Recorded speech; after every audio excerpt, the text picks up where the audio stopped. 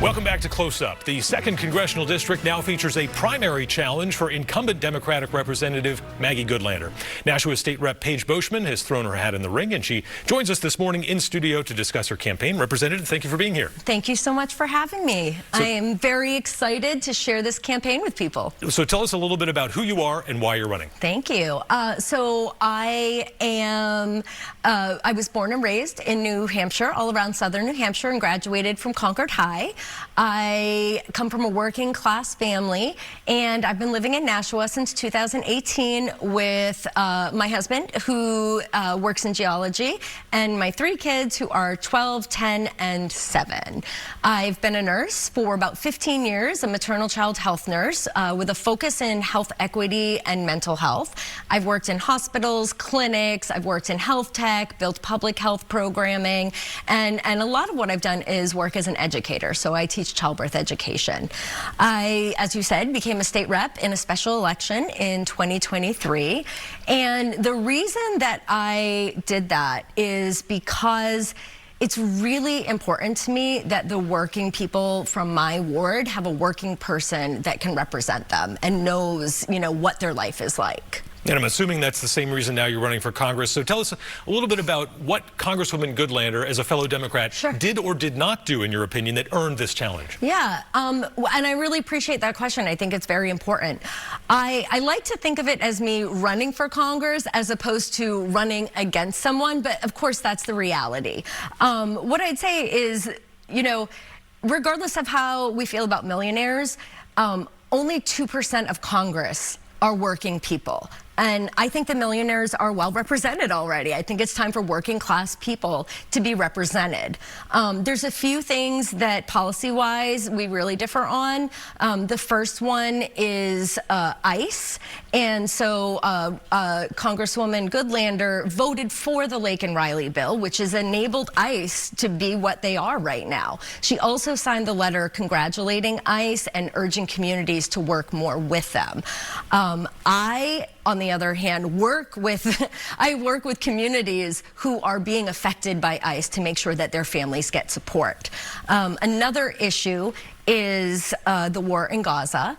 And, Maggie Goodlander takes thousands of dollars of aid PAC money and will not come out against the genocide in Gaza.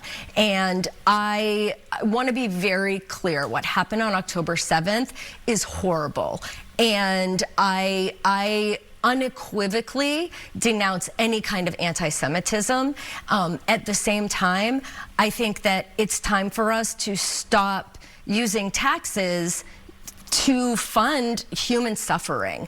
And I think that this genocide needs to stop right now. We'll circle back to some of those policy items. I'm curious, when you hear from fellow Democrats who say, okay, you're doing this, we want to be, so Democrats say they want to be fighting President Trump, and now the focus is on an internal party battle. What do you tell them? I think that's a really important question, and there's a fracture right now in the Democratic Party. Since the election, the Democrats have about a 30% approval rating, and that means there's a lot of people that want something different. And I'll be honest, I actually worry that the biggest risk to us losing this seat is to run the type of person that we've always run. Because when you do what you've always done, you get what you've always got. I think that if we don't run somebody different, we really run the risk of people who are right now, they're discouraged. And the way they're coping with it, they're overwhelmed. And the way they're coping with it is they're disengaging. They're checking out. And I think that that's especially true with our younger voters under 30. And I really think we're at risk if we don't run somebody who more so appeals to that working class and the younger people. Reconnecting to those working class voters. Governor Andy Beshear was just here from Kentucky, and he was encouraging his fellow Democrats to, quote, say, talk like normal human beings again. Do you get what he's talking about? It's kind of a dig at progressives here. Yeah, well, I will say I'm a working person and I'm a nurse. And as a nurse, one of the things, and as an educator, one of the things we have to be able to do is to take like clinical knowledge or clinical information and distill that down into something that is everyday talk that anybody will be able to understand. I personally always try to speak at a 6th to 8th grade reading level, and my motto is kind of, if you can use a word with fewer syllables, go ahead and use it. I come from a working class family, like I said, and so I'm surrounded by them, and I know how we talk. I think that is really, really important.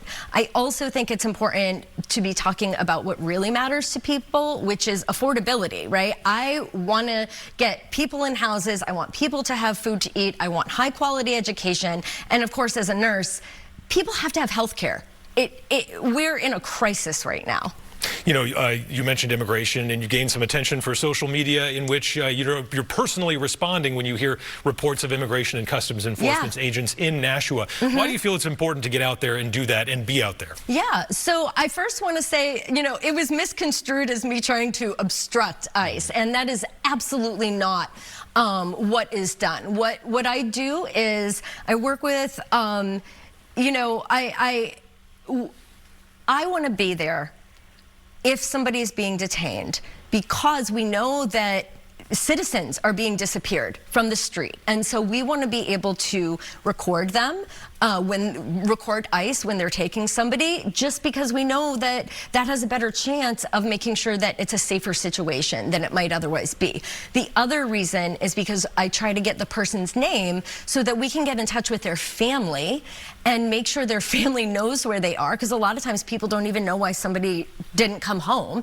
And then those are oftentimes the people who are making the money for the household. So we have a mutual aid community where we try to support people when they're being impacted by ICE. And I represent Ward 4 in Nashua, and that is the highest, one of the highest Spanish-speaking communities in the state. And so for me, that truly is representing my ward and my constituents, because that is one of the top issues affecting that community right now. Should an illegal immigrant who's committed a crime be deported? I think that's a really complicated issue. I think that in thinking about crime, there's this pattern of thoughts where in the U.S. we are very punitive. And so I'm not going to say that I think that that's what should happen, because I don't know how bad the crime is. I don't know what that person's background is. And I don't know what the cost is. And oftentimes rehabilitation is less expensive than deporting somebody. What if it is a really bad crime, though? I guess it depends on what the crime is. I guess what I would say is deportation is probably the lowest on my list. I want people to have health care. I want people to have housing.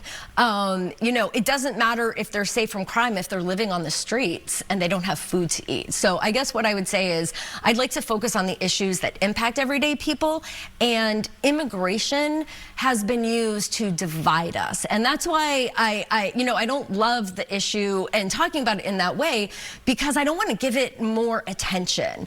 It's being used to divide us. Other culture wars are being used to divide us. I'm sick of the culture wars. Again, what is happening is the folks at the top, and it doesn't matter what party you're in, the folks at the top are dividing us so that we don't look up. Because right now it's actually not left and right. It's working class people against the ultra wealthy. And as long as we keep talking about immigration and we talk about other culture issues, we're not getting to what really matters to families. And that's what's most important to me. You mentioned the war in Gaza. It's possible we're seeing the beginning of the end there. You know, in terms of the future, there's hundreds of millions of dollars in commerce and international trade between New Hampshire and Israel. If you're serving in Congress, will you do anything to reduce or eliminate that international commerce? You know, that's even if it means jobs here in New Hampshire. It's a complicated issue. I do believe that we are funding oppression and human suffering. And so we'd really need to look at that. I would absolutely cut some of the funding, but it has to be done diplomatically, and we have to take our relationship into consideration.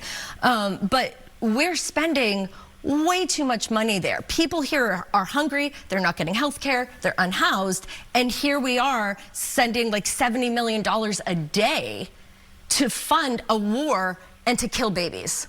That's not something I can get behind. All right, Representative Paige Beauchemin, we've hit time for now, but you'll be back soon enough. We appreciate you being here. Thank you so much for having me. All right, and coming up after the break, more from our one-on-one interview with Kentucky Governor Andy Beshear. Stay with us.